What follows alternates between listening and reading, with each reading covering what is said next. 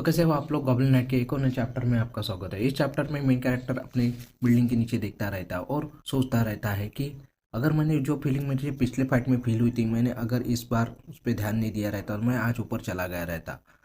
अगर जान लो मैंने उसे तो कैसे भी उसके नीचे फेंक दिया, लेकिन कोई बीच में आया ना हो। तभी वो नीचे देखता है और नीचे कोई नहीं रहता और मेन कैरेक्टर शॉक में हो जाता है और उसे आवाज़ आती है, तुम टेंशन मत लो, मैंने नीचे सभी इंसानों को सुला दिया है।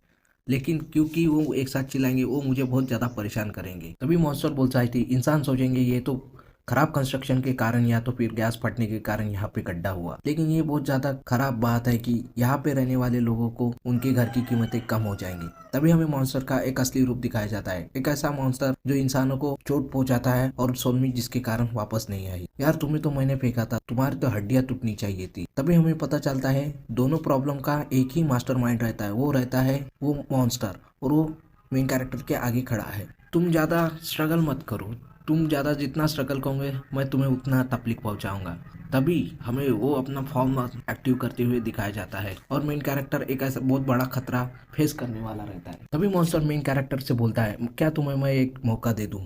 अगर तुम मुझे किसी बिना बोले और खाने देते हो तो कोई टेंशन नहीं। और मेन कैरेक्टर उसकी तरफ देखने लगता है। तभी मॉन्स्टर बोलता है, तुम मेरी तरफ ऐसे मत देखो, मुझे बहुत अच्छा नहीं लग रहा। अगर मैं मॉन्स्टर की तरह सोचूं, तुम में और मुझ में बहुत ज्यादा फर्क है। अगर तुमने अगर कुछ ज्यादा ही स्ट्रगल किया तो तुम बहुत दर्दनाक मौत मरोगे। इससे अच्छा है तुम बिना दर्द वाली मौत ले लो, और मैं प्रॉमिस भी करता हूँ तुम्हें। तभी मेन कैरेक्टर को उसकी माँ की फोटो दिखा के मॉन्स्टर बोलता है, मैं तुम्हारी माँ को छोड़ दूंगा लेकिन बाकी लोगों को खा लूंगा। क्या सोचते हो, एक तुम्हारे लिए बहुत बड़ी छूट है। फिर मेन कैरेक्टर बहुत ज़्यादा गुस्से में आता है और उसकी तरफ अटैक करने के लिए बढ़ जाता है और उसके मुंह पे एक अटैक मारने की कोशिश करता है, लेकिन वो अटैक चूक जाता है और मेन कैरेक्टर थोड़ा सा शॉक में आ जाता है। तभी वो मॉन्स्टर बोलता है, सॉरी इसके लिए, ये तुम्हारे लिए तो साधारण धमकी नहीं थी, लेकिन मैं बहुत ज़्यादा बोल दिया हूँ, पर तुम इसमें क्या कर सकते हो, मुझे तो तुम्हें भड़काना था। तभी उस मॉन्स्टर का हमें एक मैजिक पता चलता है, उसका यूनिक मैजिक रहता है, उसका नाम रहता है मर्डरस सैक्रिफाइस। तभी वो बोलता है, मेरे यूनिक मैजिक के पॉइजन के कारण तुम बहुत ज़्यादा थक जाओगे और तुम्हारी ताकत बहुत बुरी नहीं है।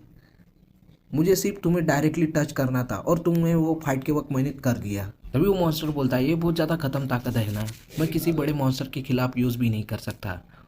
ये सिर्फ तुम्हारे ऊपर इसलिए वर्क की क्योंकि मैंने दिमाग लगाया। अगर तुम अच्छे ब्लड लाइन में पैदा हुए रहते तो तुम सिर्फ अपने घूरने के कारण ही मुझे धोखा दे सकते थे। तभी मेन कैरेक्टर सोचता है कि मेरे अंदर कुछ भी स्ट्रेंथ नहीं, मुझे ऐसा लग रहा है कि मैं नींद में हूँ। तभी मॉन्स्टर बोलता है, ये बहुत ज़्यादा अनफेयर है, ये पहले से ही तय है कि कमज़ोर लोगों को शिकार बनना है, और तुमने अपने हाथ की वो चीज़ यूज़ की रही थी तो तुम अभी सिचुएशन बदल सकते थे, लेकिन वो तुमने नहीं की ही। तभी वो मॉन्स्टर अपना स्नेक फॉर्म ले लेता है। यार तुम्हें तो मुझे याद रखना पड़ेगा, अब हम मिलते हैं अगले लाइफ में। तभी मेन कैरेक्टर बोलता है, मैं अपनी बॉडी कुछ भी मूव नहीं कर सकता, पर मुझे ऐसी फीलिंग लग रही है कि मैं एक पंच उसे मार सकता हूँ।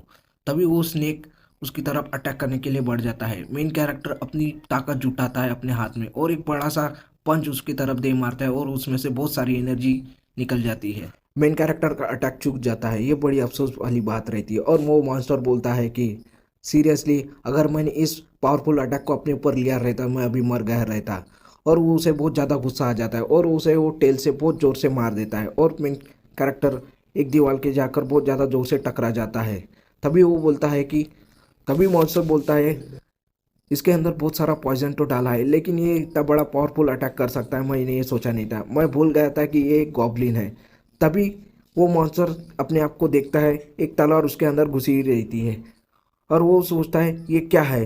तभी वहाँ पे एक कोई मास्क पहन के आता है और वो बोलता है, एंसेस्टर थंडर हु रिसाइड। तभी वो मास्क वाला इंसान एक मंत्र पढ़ लेता है और मंत्र पढ़ने के कारण जो तलवार उस मॉन्स्टर के अंदर घुसी रहती है उसमें बिजली दौड़ जाती है और वो बिजली मॉन्स्टर को बहुत ज़्यादा ज़ोर से लग जाती है।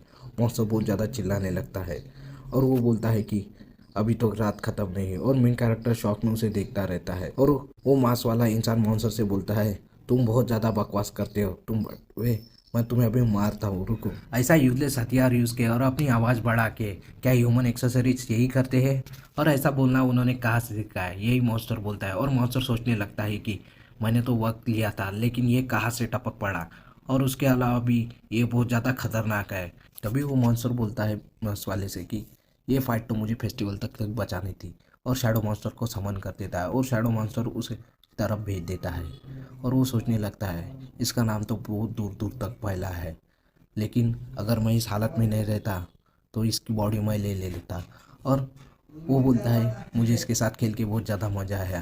तभी वो मॉन्स्टर मेन कैरेक्टर की तरफ बढ़ता है और बोलता है कि मैंने जो खाना छोड़ा था वो मैं अभी खाऊंगा।